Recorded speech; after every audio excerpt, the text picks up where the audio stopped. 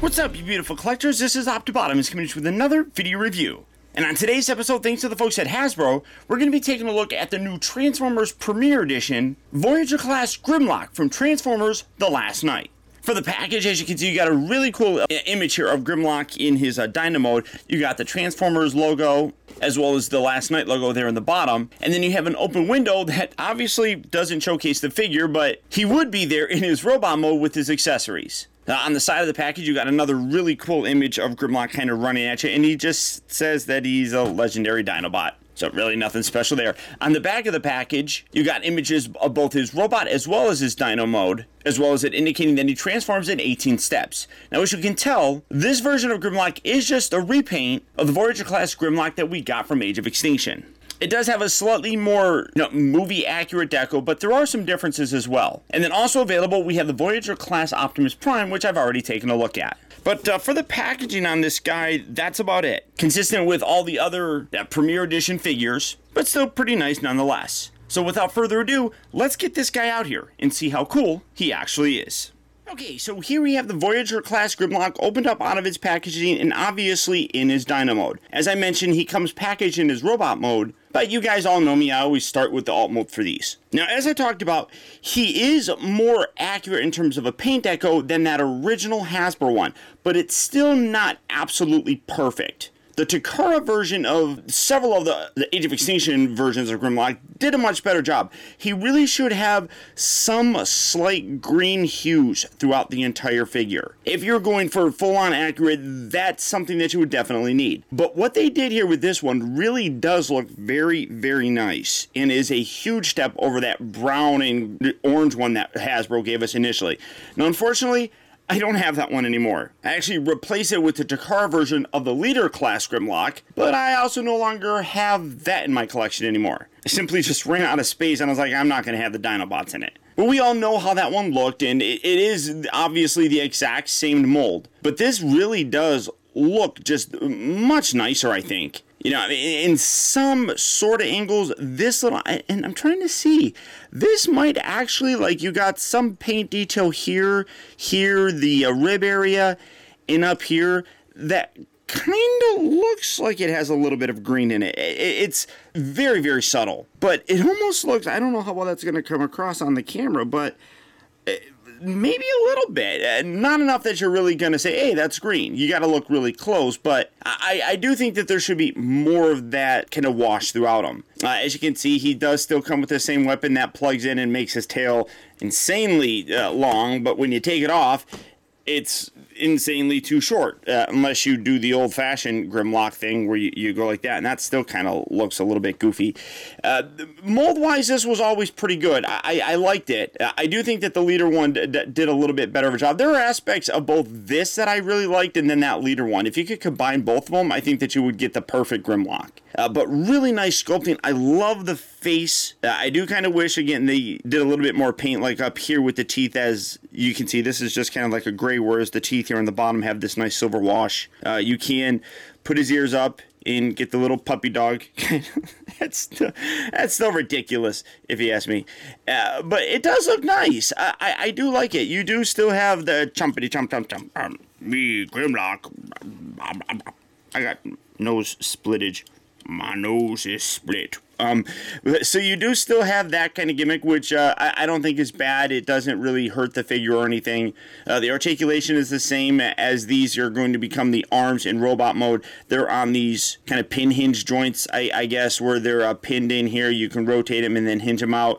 You do got the knee right here. You got a little bit of a heel kind of articulation. These little tiny T-Rex arms are all ball joints, so you can kind of flex those around. Then obviously the mouth goes pa-chomp, pa-chomp, pa-chomp.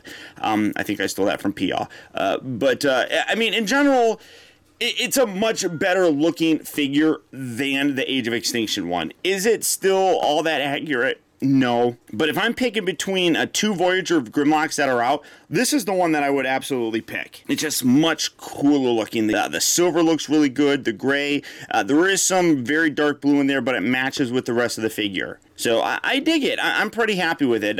You do still have that mace weapon.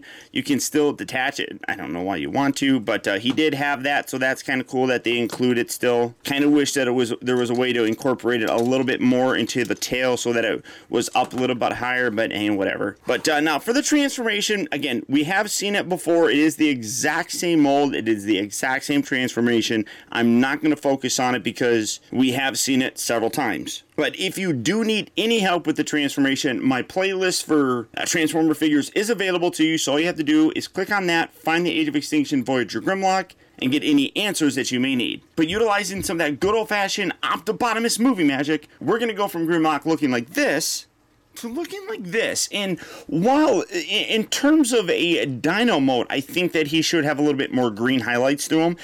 Robot mode here, he didn't really seem to have a lot of it. So I think what they did with the coloring here for the robot mode looks infinitely better than even the actual beast mode. Now, one thing that you're noticing is this.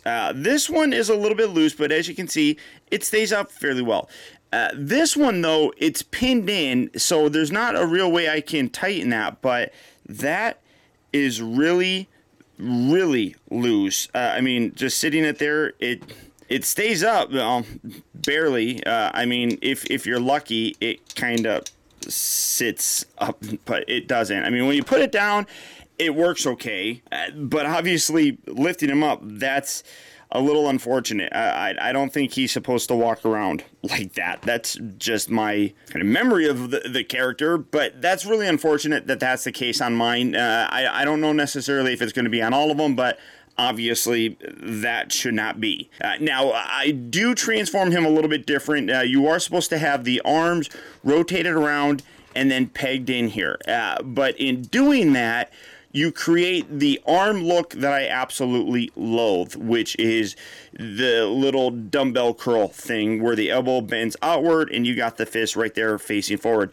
The wrists do rotate as part of the transformation, but you can't peg this in. I almost wish I could take like a little knife and cut a hole in there to tab that in so that locks up in there. So it doesn't bother me leaving it out like that. Like I said, I do kind of wish I could tab it in, but it is what it is. At least this way I can keep his fists positioned properly when I'm bending his hands forward. I mean, that's really the way that it should be. So there are things that, you can do to make your figure look a little bit better. I do kind of wish that instead of the very kind of drab gray, they put a little bit darker of a coloring or something like that in the face area. But as you can see, the colors on the rest of them do look really very nice. They pop very, very well. The silver, the very dark bluish color.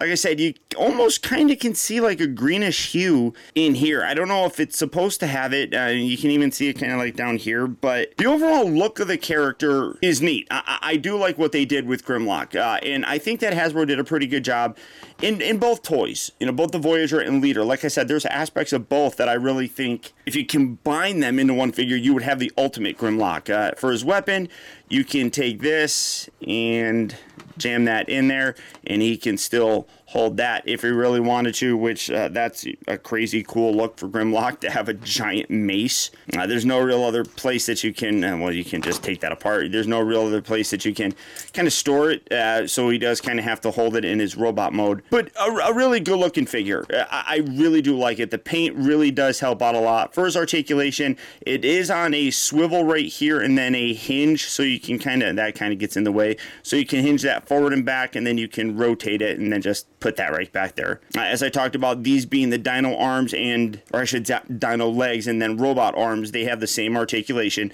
Nothing here at the waist. The hips do move forward and back. There is some stuff that kind of gets in the way, but this piece can lift up so you can get a further forward range of motion. It moves outward. You can kind of move these and get those kind of out of the way. He does rotate at the upper part of the thigh, has a nice bend here at the knee, does have a broken ankle sort of thing, so you can get that thing, and I think I made that joke as well in the original one, but you do have that, and then the feet do pivot, although it just droops. So I mean, again, overall really cool looking figure. Quality control issues aside, I do really like them. I almost wish that they did a leader Grimlock. If you're going to repaint it, a leader Grimlock would look really cool. I would dig that. Now, for some comparisons, setting him there and utilizing some of the new molds, here he is with the deluxe class barricade, and you can see real good size difference. He obviously should be much larger, but I think that it works in terms of a scale. And here he is next to the new Voyager class Optimus Prime. And again, this is definitely a size that is not accurate. I think, just in terms of kind of a play sort of thing, this works, having these guys about the same size. But in the movie, obviously, Grimlock was massively larger to the point that Optimus was able to ride him. So again, this is a case where I think the leader would work a little bit better, but this guy still looks perfectly fine here.